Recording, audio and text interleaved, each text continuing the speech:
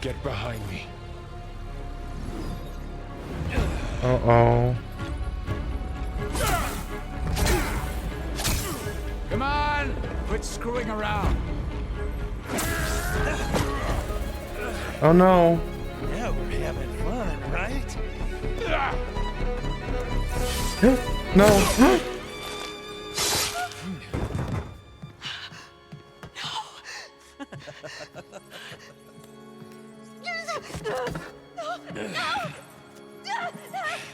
You promised her.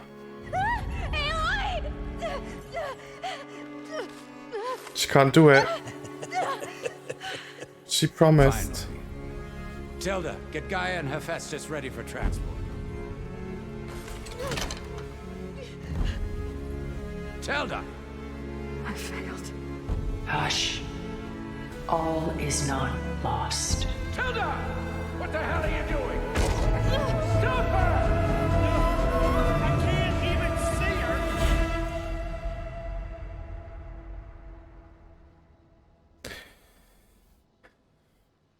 Okay.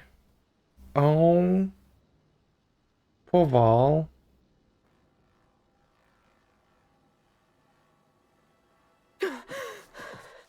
Beta.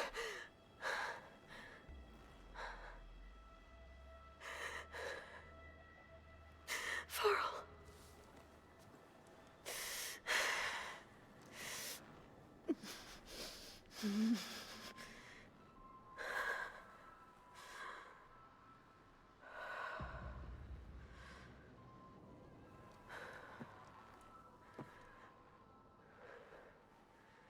Where am I? Ah, you're awake.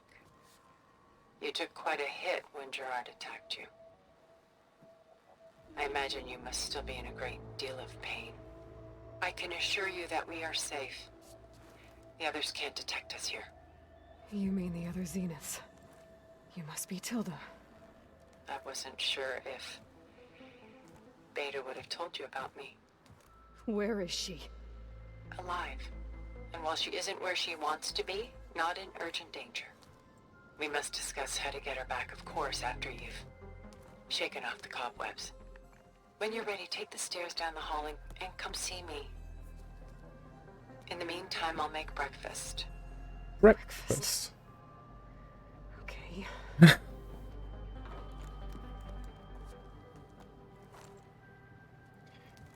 What the actual crap is going on? What the heck and heck? Did she teleport us? What was that? All that remains?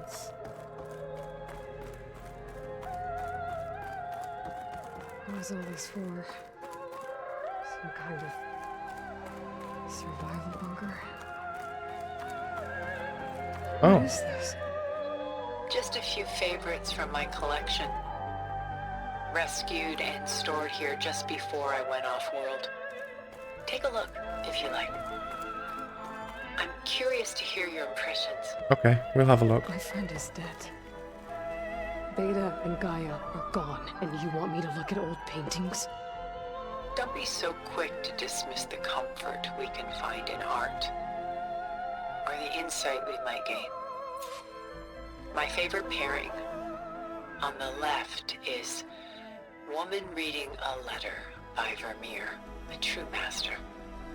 And on the right is a forgery, Woman Reading Music, which fooled experts into believing it was a priceless original. Early in my career, I became fascinated with such deceptions. Eventually, I developed scanning software that could detect fakes with unparalleled accuracy. Is that how you made enough money to buy your way onto the Odyssey? Oh no. I made my real fortune later. Can we look at this? Apparently not. Selene and Endymion. She's the goddess of the moon, whereas he's a simple shepherd. Beside her is the god of love, Cupid. So she's sneaking up on him? More like visiting him in secret. The torch that Cupid bears represents Selene's undying infatuation with him. two must remain apart. Her love will forever burn. Okay. This is Rembrandt painting Jeremiah, a man in mourning. Mourning what? His home. The ancient city of Jerusalem. He foresaw its impending doom, but could do nothing to prevent it. So instead, he saved its treasures from destruction, just as I saved these works. You could say we're kindred spirits. About Jeremiah. If he knew his home would be destroyed, why didn't he save the people? Why save those relics? He tried, but no one would listen to his warning, so he saved what he could. But how did he know? He was a prophet. He saw an army invade and destroy the city in a vision. So it's more like he calculated which side would win a battle. What matters is that he was right in the end. If not for him, all those wonders would have been lost forever. At least this way, some part of his world survived. Wait, can we talk? Is it just gonna repeat You it? know what I like the most about this piece? Okay. Even though he's the sole survivor, his home in ruins, left with only the remnants of his world. The light keeps the shadows at bay. There's still hope. Precisely. A portrait of the painter, Rembrandt's son Titus, depicted in the habit of a monk. I don't get it. Why would someone like you, with infinite resources, care about this painting of a boy in a hood? It's not the image itself, but the feeling it conveys. The face is bright and defined, but his eyes are downcast, heavy with misfortune. And the background seems to swallow all light. The painting is infused with a sense of loss. I guess I understand how the painter feels. Works of art such as these can often cause us to look inwards at our own lives. I'm sorry about your friend. Had I been able to intervene, I would have. But the risk of losing you as well was too great. Everything went by in a blur. I couldn't get to him. You know, long before holograms and focus recordings, people relied on art to memorialize their loved ones. Because of works like this painting, their lives are immortalized. Rembrandt's The Night Watch, by far the most famous painting my homeland ever produced.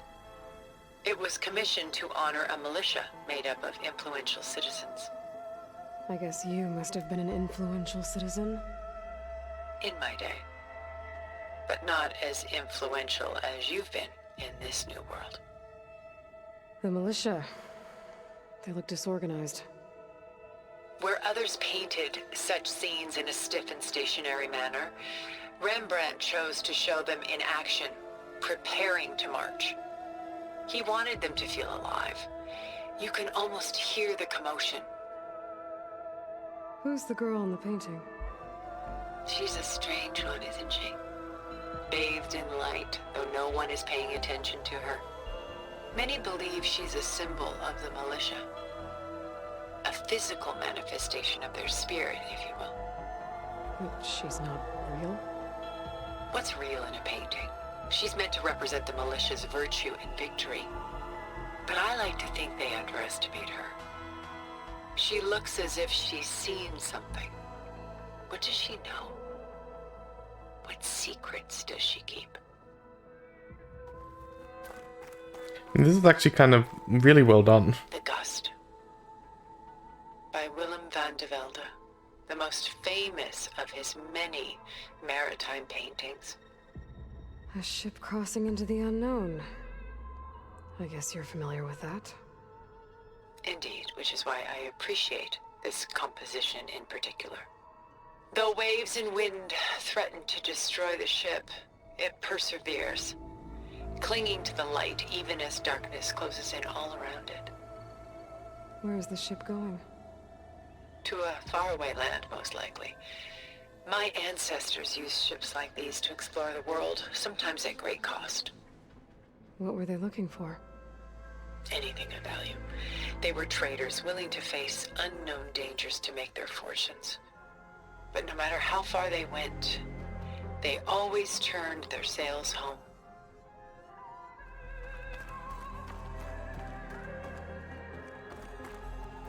Stunning, isn't it? What is Paintings it? were the only masterpieces of my people's golden age. This is Von Vianen's leaded ewer, molded from a single sheet of silver. What was it for? How like Elizabeth you are. Function over form. Its practical purpose was less important than its meaning.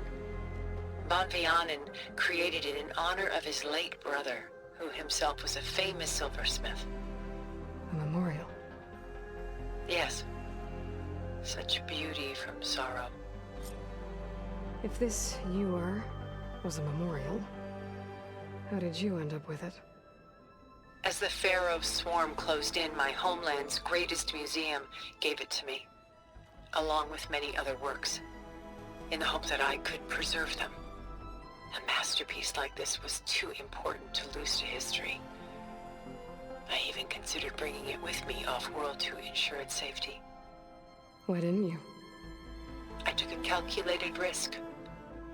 This vault seemed more secure than the unknowns of space. Besides, I thought someday I might return. A long life, after all, has its advantages. Now, lo and behold, here I am. A lot of weight on his shoulders. I know the feeling. I should move on. Okay. What about this one? She's pulling out her own hair.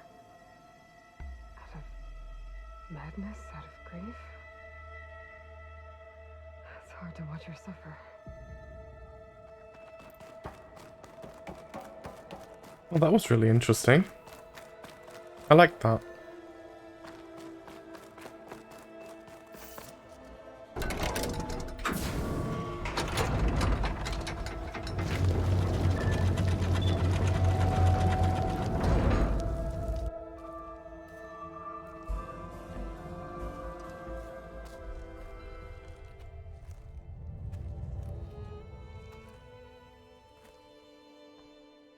There you are. Feeling better? How did you find us? At the cauldron? And what did you do to everyone right before I passed out? All business, I see. Well, suffice it to say we were keeping a very close eye on Hephaestus, knowing we would need it at some point. Your ruse didn't fool us, and as for my little trick, it was an overload of the senses, accompanied by an energy discharge. Gerard and Eric were only momentarily disoriented due to their shields, but it rendered you unconscious while I got you out. Perhaps some breakfast might steady you a bit?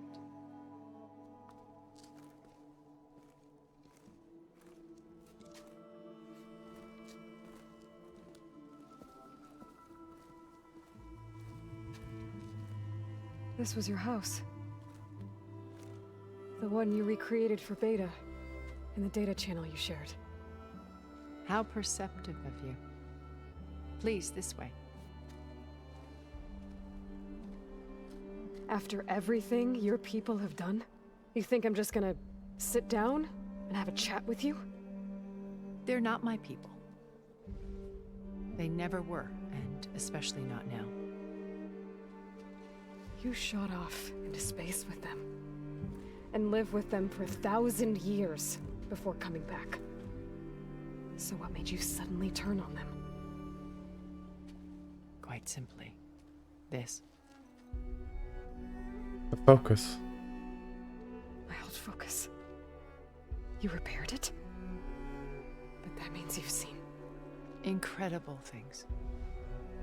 What you've accomplished in 2 decades of life.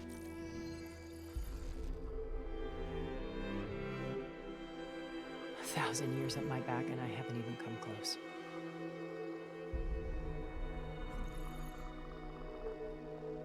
I'm sorry if I invaded your privacy, but I had to.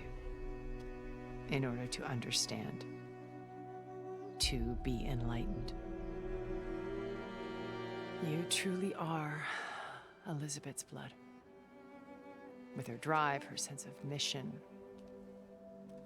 her integrity. Watching all this shamed me for the company that I've kept. Having seen it, all I want is to help you. Even if it means stopping your friends? Especially so. Please, sit down.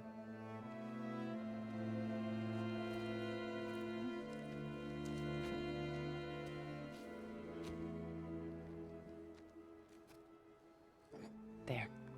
She's still keeping her shield up though, isn't she? Now, we must recover Beta and Gaia at all costs. By now, you must know that Gerard intends to use Gaia to reboot the Earth's biosphere. Remaking this world to specifications that would only suit us immortals. This process will kill every living thing on the planet. He calls it a clean install. Not if I stop him first. Not if we do. And once he and the others are gone, we can work together to fulfill Elizabeth's dream. I'm sure Beta told you that there's a build of the Apollo database on board our ship. A complete collection of human knowledge. With that and Gaia, we could do everything Elizabeth wanted. Heal the biosphere, educate the people of this world, uplift them. Create the world she imagined. Let's not get ahead of ourselves. From what I've seen, your friends are invincible. I do wish you would stop calling them my friends. And they're not invincible. In fact, a friend of yours has found a way to defeat them. Silence. Oh, he's been a busy bee, building an army powerful enough to crash through Gerard's precious base. Yeah. Regala and her rebels. Even now, she's preparing a final march on the Tenakth capital. When she wins, she'll have the entire tribe under her control. Hundreds of warriors and machines to throw at the base. She's been duped. They'll all perish, of course.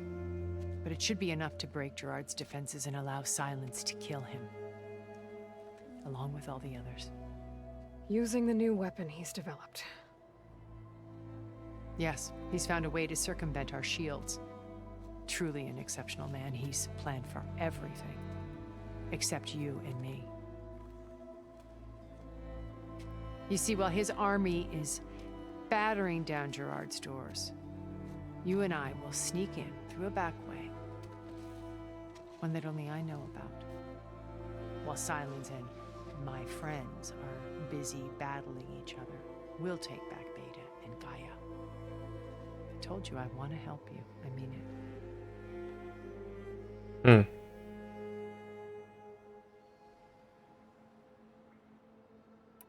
You said Beta is not in urgent danger, so what are the Zeniths doing to her?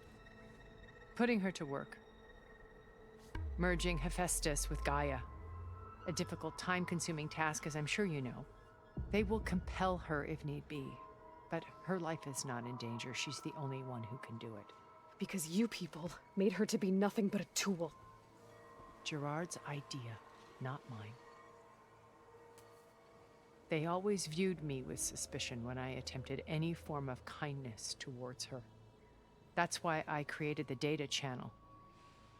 A virtual place where we could speak in peace. So this channel you shared with Beta, none of the other Zeniths ever found out about it. Gerard believes he's the most cunning of all of us. Even after 1,000 years, he still can't imagine that I would outwit him. The channel allowed me to interact with Beta away from their mistrustful eyes. It offered us a chance to be ourselves. Until you cut off all contact. Yes, though it pained me. I was worried that our meetings would do her more harm than good. She felt like you tossed her aside. I was afraid the others would find out and punish her. She may not have had the comforts of friendship anymore, but at least I ensured she was safe. I know it seems harsh, but you must believe that her well-being has always been paramount to me. Why did you make the data channel look like this place? I built this house as a shelter to weather any storm. A safe place. Not just for me, but for the art stored below. Cultural artifacts of incalculable value. Truly some of the greatest achievements of human civilization. And you wanted Beta to see them? Yes.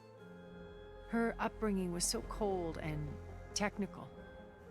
I thought if she could experience Vermeer and Rembrandt, it would bring something else into her life. A heritage every bit as valuable as the scientific and technical data being drummed into her. I'm sorry I had to cut off contact, but I'll never regret sharing this house with her. She needed its shelter even more than I did. What is happening in the background? Beta told me your colony was destroyed.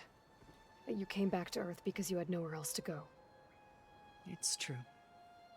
After we reached our destination, a planet in the Sirius star system, we spent decades building a new home. The physical constraints of Earth, the boundaries of mortality, gone.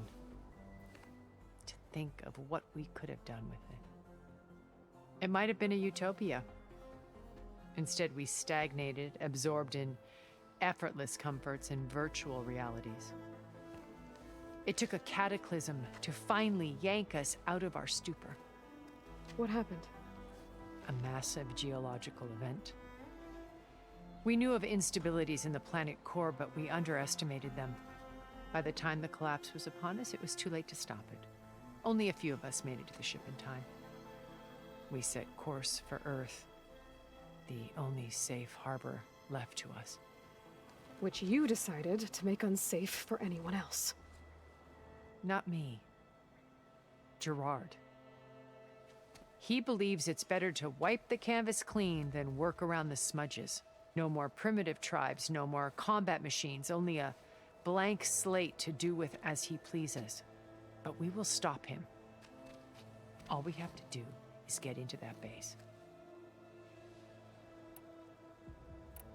What exactly is your plan to sneak into the Zenith base? We will make use of a lesson I learned from an early age. Always know your exits. In this case, a place where Gerard's new construction meets the ancient foundation, a passage that only I can access. When Silence flings his army at the base, we will enter through this back door, bypassing most of the fighting. The distraction will provide us with a window in which to rescue Beta and Gaia. Once we're inside the base, where will we find Beta and Gaia? Here in the command center. By then, Gaia will have been reunited with all of its subordinate functions, including Hephaestus. What about the alpha build of Apollo on your ship? A simple matter of recovery once the others have been dealt with. With that in hand, we'll have everything we need to make this world as it should be. How do you know about Silence's plan? He isn't the only one adept at spyware. You hacked his focus? No, he's too careful for that. But his subordinates? Not so much. He gave Makes sense. additional focuses to the tribals he branded the Sons of Prometheus. The ones working with Regala. By tapping their focuses, I learned about most of his dealings. The distribution of override technology, the arming of Tanakh rebels, and the secret pact with Regala to attack Gerard's base. But how did he come up with a weapon that can take down your shields? That's the one thing I haven't been able to figure out, but however he did it, I'm quite certain it will work. With it in the Tanakh army, victory seems to be within his grasp. Such a shame he'll be disappointed. Regala's only interested in killing Hikaru and waging war on the Karja. What does she have to gain by attacking Zenith? It's the price she must pay for her war. Without the ability to override machines, her little rebellion would have languished in the desert. So she trades with the Sons of Prometheus. Machines to help her overthrow Hikaru. In exchange for an assault on the base.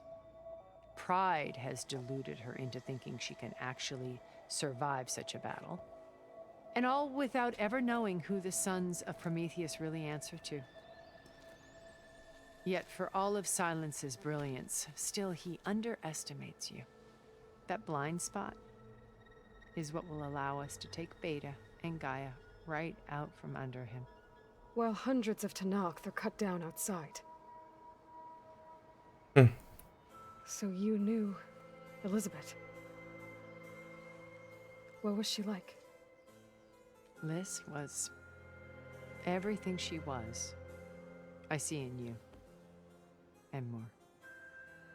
Your ingenuity, your determination, your moral compass. You've managed to distill her greatest qualities and make them your own. I'm not asking about me. Tell me about Elizabeth.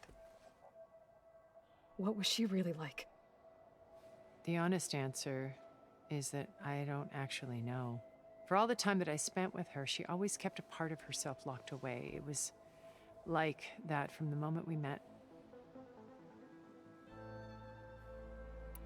So when you met Elizabeth, she was what? Distant? Aloof? Not aloof. Not exactly. It was a summit in Paris about machine learning, a touchy subject in those days, because regulatory authorities were just starting to clamp down on AIs. Liz gave the keynote address. She had already achieved great renown for her work in automated environmental reclamation. But in her address, she was just starting to imagine the next step. An AI-driven system that wouldn't just act on its programming, but actually take responsibility for its sphere of influence. To care about life. Not just follow orders. Revolutionary stuff. I was fascinated. And I wanted to meet her for a long time. I watched her after her talk. She had spoken with such moral authority, such empathy. But after that, she retreated. I could tell she felt uncomfortable with all of her admirers. It was as if giving the talk had cost her something. I didn't want to be a pest, so I planned my approach carefully. So how did you finally approach Elizabeth after her talk? I picked the right moment. The morning of the next day, right as she came back to the conference, she had just had her coffee. She was fresh, rested. It was like she had braced herself for the onslaught of colleagues. I asked if I could walk with her, then put forth a question about her talk that I thought was intelligent. Her answer made me realize it wasn't, but she was very welcoming. Almost as if we were previously acquainted. It was only halfway through the conversation that I realized she knew exactly who I was. It was quite a shock to me. My business was trafficking in secrets, and I took great pains to protect my anonymity. So that was Liz, perpetually one step ahead. I came to view our meeting as a metaphor for our friendship. She always seemed to know me far better than I knew her. I guess I know the feeling.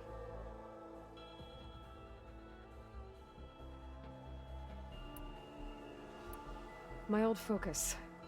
How did you find it, let alone repair it? When we encountered you at the Hades Proving Lab, Gerard saw you as a redundancy. I knew better. You were a revelation. After your dramatic escape, bravo, by the way. Gerard and Eric assumed you were dead and gave up the hunt. I wasn't so sure. When the others were busy, I returned to the lab and searched for any trace of you. That's when I found this little treasure. Not easy to repair, but certainly worth the effort. As I watched your life unfold, you were like a splash of color on a worn canvas. What Liz was, and more. Did you show it to the others? Of course not. It was your actions that inspired me to defy them.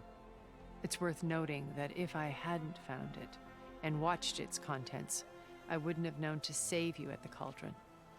You'd be dead, So I should be grateful. if you like. If you like.